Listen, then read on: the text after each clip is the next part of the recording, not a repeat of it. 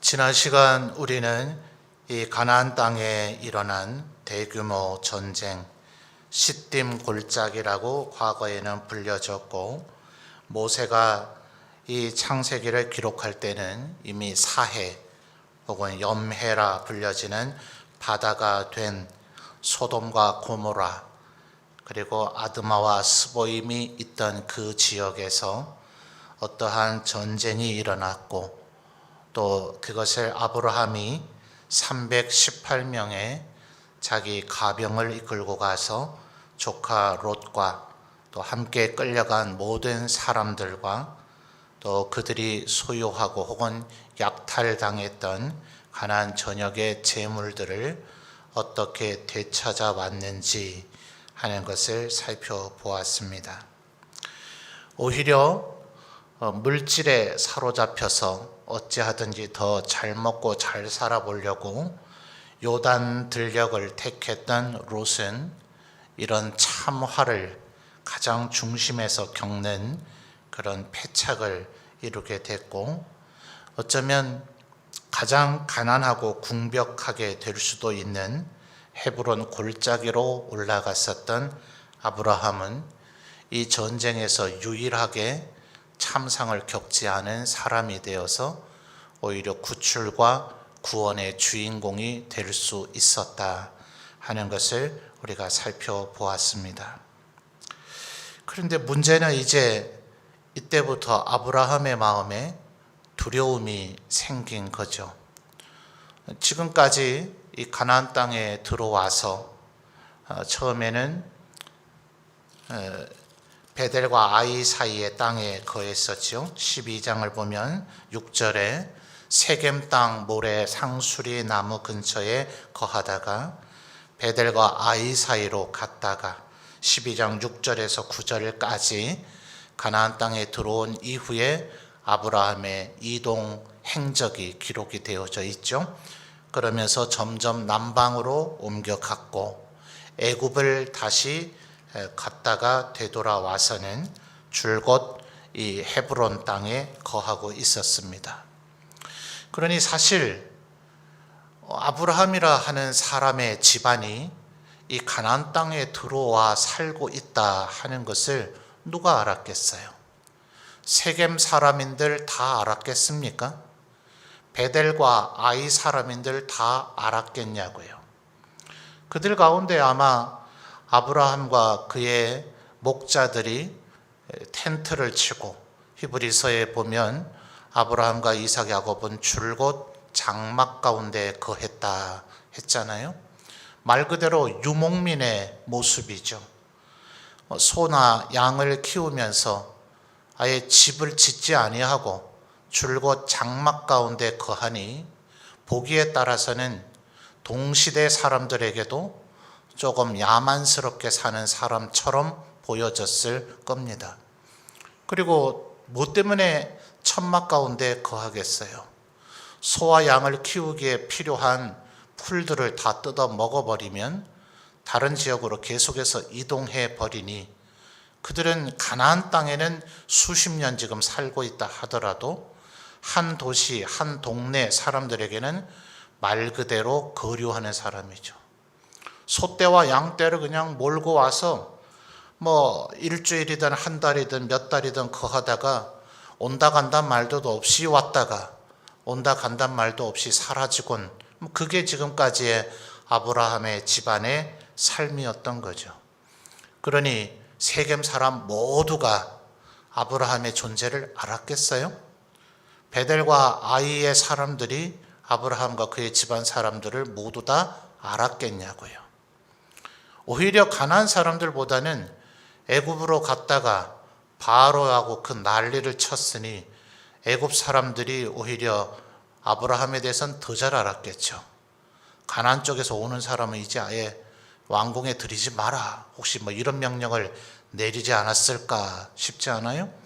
그러나 가나안 사람들은 그 가나안 땅 안에 아브라함과 그의 일족이 살고 있다는 사실조차를 지난 시간에 살펴본 14장의 이 시딤 골짜기에 전쟁이 일어나기 전까지는 대다수가 몰랐을 거예요. 근데 이제는 어찌 됐어요? 우리 가나안 전역이 북방의 왕 그돌라오멜에게 당하지 않은 지역이 없는데 유일하게 안 당한 지역이 있었다면서 그게 기럇 아르바 헤브론이라며 거기에 살고 있는 아브라함이라 하는 존재와 또 14장 24절 마지막 절에 보면 아브라함이 혼자 간 것은 아니었죠. 그와 동맹을 맺은, 사실 이들의 인원이 얼마인지 성경은 기록해 주지 않지만 아브라함의 혼자의 독단적 행동은 아니었다는 거죠. 24절을 보면 동맹한 자들이 누굽니까?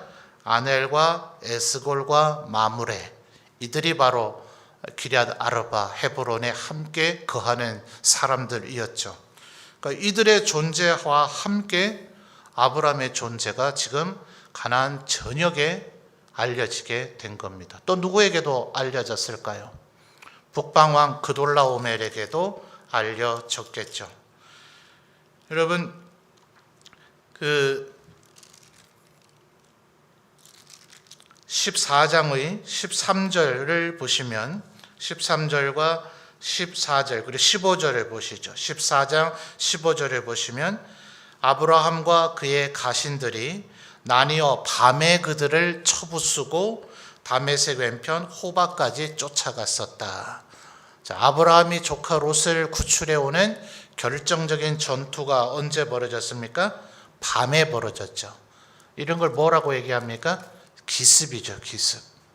그러니까 318명 가지고 가나안 땅 전역을 쑥대밭을 만들었던 그돌라오멜과 그와 동맹을 맺은 4명의 왕의 군대를 쳐부술 수가 있었던 거예요. 그돌라오멜이 전멸한 겁니까? 그돌라오멜이 괴멸돼 버린가요? 아니요, 그렇지 않아요. 그저 조카 롯과 함께 사로잡혀간 사람들과 재물들을 되찾아왔을 뿐 그돌라오멜이 어느 정도는 타격을 입었겠죠. 분명히 손상은 입었겠지만 그들은 멸망하지 않고 여전히 건재하고 있어요. 그리고 가나안 땅 전역에 여호수아 시대의 얘기로 하면 31개의 주요한 도시의 모든 왕들이 우리 가나안 땅 안에 오히려 소돔, 고모라, 아드마, 스보임, 소알도 패배했는데 그들의 허를 찔러 기습할 수 있는 아브라함이라고 하는 아주 결정적인 군사 세력이 존재하고 있다 하는 것을 알게 된 거죠. 여러분, 병법에 이런 말이 있어요. 내 편이 아니면 적입니다. 완전한 내 편으로 만들 수 없으면 언젠간 잠재적 적이 될 것이기 때문에 싹이 자라나기 전에 미리 제거하는 게 상책이죠. 소돔 고모라를 비롯한 5왕과 북방의 그돌라오멜의 4왕이 뭐 때문에 싸웠다고요? 언제나 남의 거 뺏고 싶어서요. 언제나 이것이 계속 쌓여 있을 수 있는가? 내 모든 물질과 재산, 먹을거리가 계속해서 보존될 수 있는가? 보존되지 못할 것 같은 두려움이 있기 때문에 뺏어와야 되는 거죠. 늘 뺏어올 수 있는 상태로 적을 주기적으로 죽여야 되죠. 다 죽이면 그들이 생산을 안 하니까 결정적으로 군인이 될 사람들만 죽입니다. 그러면 여인과 아이들은 굶어 죽으려고 스스로 포기는 절대로 안 하죠. 그들도 계절적 상황이나 어떤 천재지변의 상황을 대비해서 양식을 비축하려고 하는 생존의 노력을 하기 마련이니 전사들을 죽여놓고 연약한 이들은 살려놨다가 그들이 생산할 것이 비축됐을 때 또 뺏어오는 악순환을 거듭하는 겁니다. 그러니까 아브라함이라고 하는 존재가 이제 발견이 됐고 그에게 318명이나 되는, 그래도 적다면 적다고 할 수 있겠지만 무시할 수 없는 군사력, 그돌라오멜을 기습할 수 있는 군사력을 가진 존재가 가나안 땅 안에 있다. 도대체 이 녀석 언제부터 이 가나안 땅에 들어온 거야? 라는 이제 각종 경계의 눈초리가 아브라함에게 집중이 돼버린 겁니다. 그러니까 15장 1절에 하나님께서 환상 중에 나타나셔서 뭐라 그러셔요? 아브라함아, 그다음 뭐라 하십니까? 두려워하지 말라. 뜬금없이 이 얘기 왜 하시겠어요? 아브라함의 마음에 두려움이 있다는 걸 누가 아세요? 하나님께서 아시는 거죠. 여러분, 신학자들이 이런 얘기를 합니다. 성경 66권 중에 다른 성경 65권은 창세기의 빚을 지고 있다. 특별히 신약 성경의 더더욱 그러하죠. 신약 성경에 우리가 익숙하게 알고 있는 주요한 교리, 사상들은 전부 다 창세기를 비롯한 이 구약의 기록을 통해서, 물론 하나님께서 영감을 주시지만 영감을 뭘 통해 주시겠어요? 기록된 말씀보다 더 좋은 영감의 주체가 있습니까? 없죠. 기록된 말씀을 통해서 마태도, 바울도, 요한도, 야고보도, 베드로도 하나님의 말씀을 기록한 거예요. 특별히 마태복음 5장에서 7장은 예수님께서 직접 하신 말씀인데, 그 말씀은 15장 1절을 근거로 해서 하신 말씀이라 해도 과언이 아닙니다. 너희는 마치 산 위에 있는 동네와 같을 것이다. 너희의 모든 행실이 감춰지지 못할 것이다. 세상 모든 사람들이 너희를 보고 알게 될 것이다. 그러니 이것은 어떤 면에서는 우리가 빛으로 살아간다면 이 세상에 선한 영향력을 미치는 하나님의 영광이 될 것이지만, 동시에 세상 모든 사람들이 우리를 주목하는 두려움이 될 것입니다. 그러니 하나님께서 지금 15장 1절에 뭐라고 얘기하십니까? 아브라함아, 두려워하지 말라. 나는 네 방패요 너의 지극히 큰 상급이니라. 여러분, 방패가 얼마나 유용한지 아십니까? 그냥 우리는 방패를 좀 여사로 여기는 그런 경향이 있는데요. 군사학이 뭐 그렇게 간단한 건 아니죠. 근데 정말 줄이고 압축해서 얘기한다면, 로마는 왜 대제국이 되었는가? 처음부터 대제국이 됐던 게 아니거든요. 아프리카에 기반을 뒀던 하니발이라고 하는 명장에게, 그가 스페인 쪽으로 돌아서 알프스 산을 코끼리를 끌고 넘어와서 로마 시까지 진격해 들어왔죠. 로마는 그때 하니발에 의해서 전멸당할 뻔했습니다. 그런 위기도 겪은 시절이 있어요. 근데 그 이후에 로마는 결국 지중해 전역을 제패하는 대제국을 건설합니다. 일개 도시로 출발한 로마라고 하는 도시, 오늘날에는 우리는 그 나라를 로마라고 안 부르죠. 이탈리아라고 부릅니다. 근데 왜 고대는 로마라고 불러요? 그 최초의 출발한 도시인 로마시를 제국의 이름으로 삼은 거죠. 그 제국이 로마 제국이에요. 왜 그것이 가능했나? 로마는 방패로 세계를 진압했다. 이렇게까지 말할 정도입니다. 로마인들은 마치 게르만 민족의 독일인들처럼 철저한 규율 속에서 살아가죠. 절대로 다윗과 같은 영웅적 행동을 그들은 용인하지 않습니다. 방패들이 서로 연결된 것과 같아서 그 철저한 집단 행동의 진영과 군영을 꾸려서 그곳으로 적들을 괴멸시켜 나갔어요. 연결된 방패, 그래서 아무도 뚫어낼 수가 없었습니다. 지금 하나님께서 뭐라고 얘기하세요? 아브라함아, 두려워하지 말라. 나는 내 방패다. 그러니까 다윗 왕이 바로, 다시 한번 말씀드리지만 성경 모두는 65권은 창세기의 빚을 지고 있어요. 다윗이 바로 이 말씀을 계속 묵상했기 때문에 18편에서 이것을 고백하죠. 하나님은 나의 방패요 산성이요 요새시다. 여러분에게도 하나님께서 방패가 되시기를 주님의 이름으로 축원합니다. 그럼 우리 두려운 게 없는 거예요. 이 세상을 살아가다 보면 우리가 비록 무슨 시딤골짜기에 일어난 전쟁에 참전하지 않았어도, 조카롯을 구출해 주지 않았어도, 우리가 소돔 고모라에 살고 있거나 혹은 헤브론에 살고 있거나 우리의 형편이 어떠하든지 우리는 언제나 이 두려움을 직면할 수밖에 없습니다. 때로는 우리가 이 두려움을 가볍게 여기지만, 때로는 이 두려움이 우리의 생각의 뿌리까지 침범해 들어와서 극심한 두려움과 우울함 속으로 우리를 빠뜨려 버릴 때도 있습니다. 그때 이 하나님을 기억하는 것이 얼마나 소중한지 몰라요. 말씀을 계속 묵상해서 이 말씀, 나는 너의 방패다. 영어로 해도 얼마나 멋있는지 몰라요. I am your shield 이렇게 얘기해요. 하나님께서 나는 너의 방패다.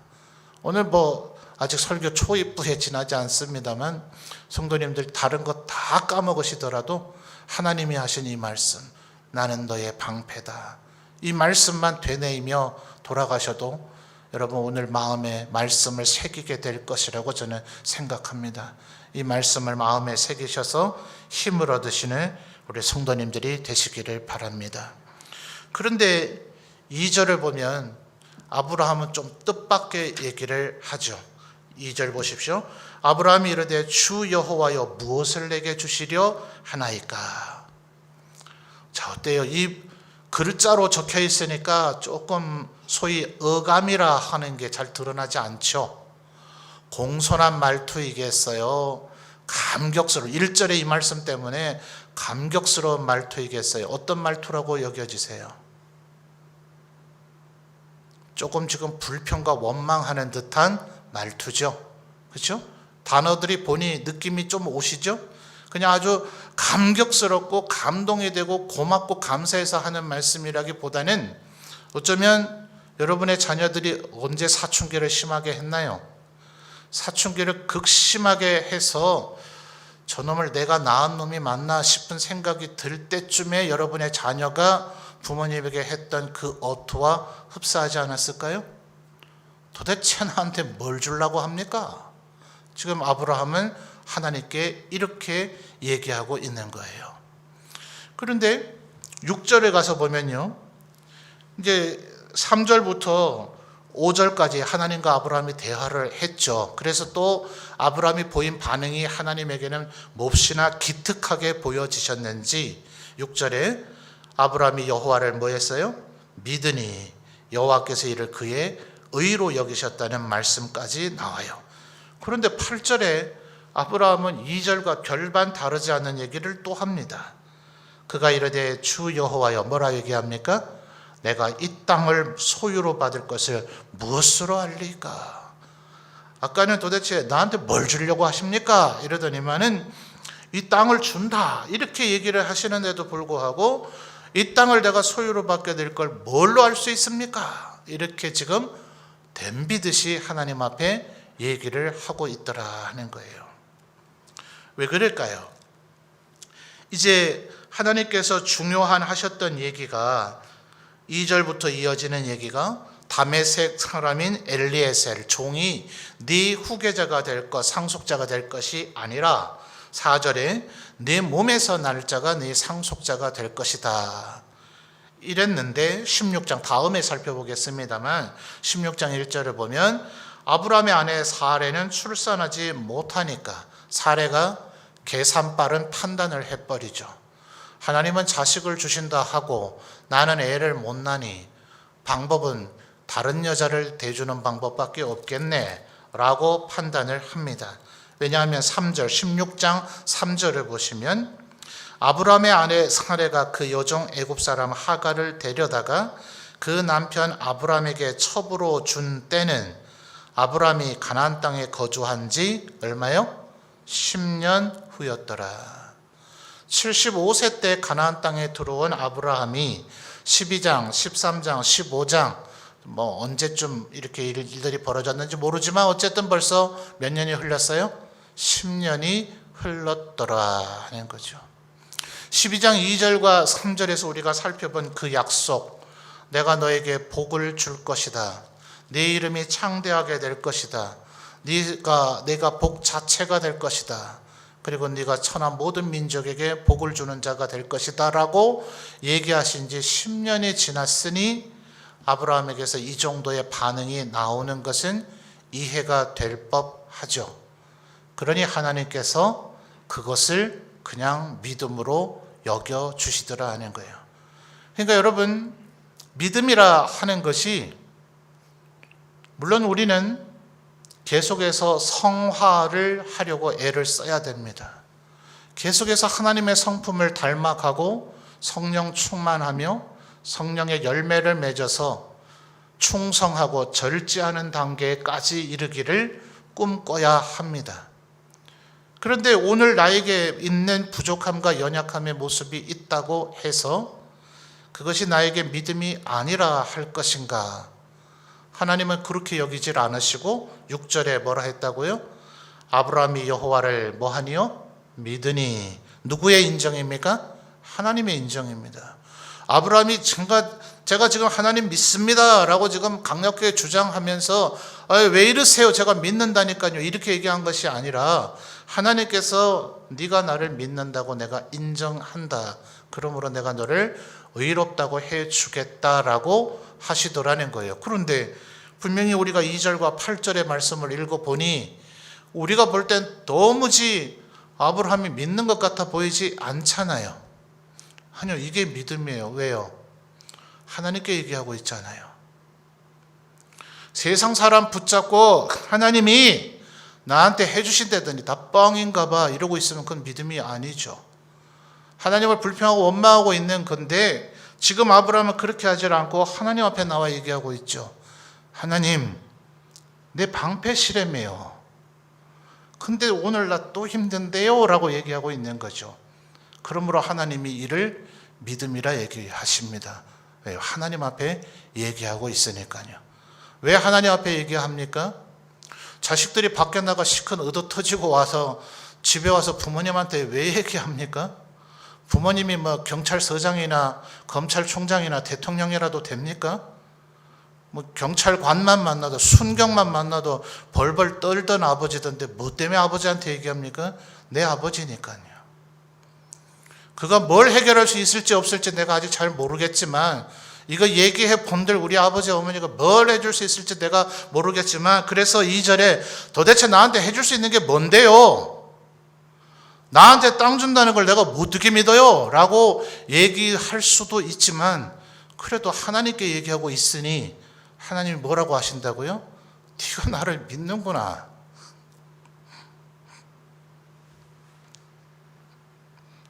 네가 나를 네 아버지로 인정하고 있구나 라고 하나님께서 여기시더라 하는 거죠. 이게 바로 기도의 중요함이죠.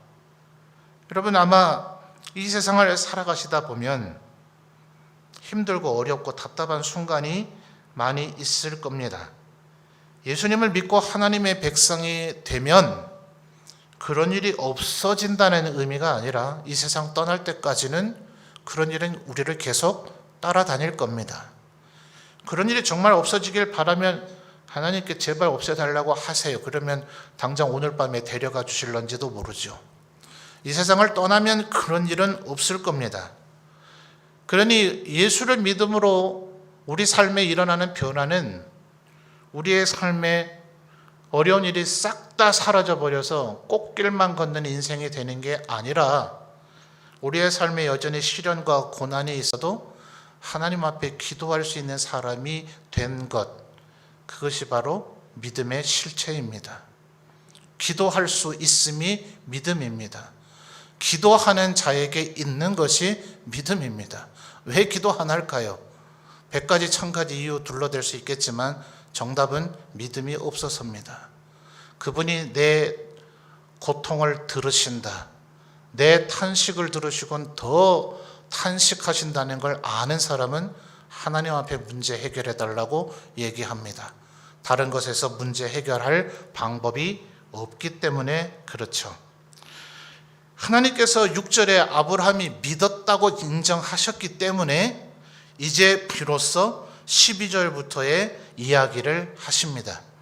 결국 13절부터 18절까지 이어지는 양면의 얘기가 있죠. 네 후손이 이 땅을 다 차지할 것이다. 사람들은 자꾸 요 근사하고 달콤한 요 얘기만 기억을 해요. 근데 하나님께서는 지금 아브라함이 이제 어이구 이 녀석이 믿음이 있네. 나에게 이제 이런 문제를 토하기 시작하네 싶으니 13절의 얘기를 하시더라는 거예요. 아브라함에게 하는 얘기가 지금 뭘까요? 핵심만 추려 얘기하면 이런 거죠. 아브라함아, 10년 참고 못 견뎌서 지금 나한테 뭘 줄라 하십니까? 나에게 땅 준다 하는 걸 어떻게 믿을 수 있습니까? 라고 얘기하느냐. 너의 후손들은 400년을 기다려야 될 것이다. 그러니 바울 사도를 비롯한 신약 성경의 저자들이 뭐라 얘기합니까? 믿고 난 후, 믿음이 우리에게 주어지고 난 후, 하나님의 백성이 되고 난 후 우리에게 가장 필요한 것은 인내다. 인내며 참음이며 견디는 것이다. 고린도전서 15장 58절 부활에 대해서 길게 58절이나 논증한 바울 사도가 뭐라고 얘기합니까? 그러므로 항상 주의 일에 견실하면서 더욱 흔들리지 않는 자들이 되라. 이는 너희 수고가 주 안에서 헛되지 않은 줄을 알미라. 갈라디아인들에게 뭐라고 얘기합니까? 선을 행하되 낙심하지 말지니 참으면 끝내는 하나님께서 이루어 주실 것이다. 누구로부터 이 얘기가 지금 출발되는 거예요?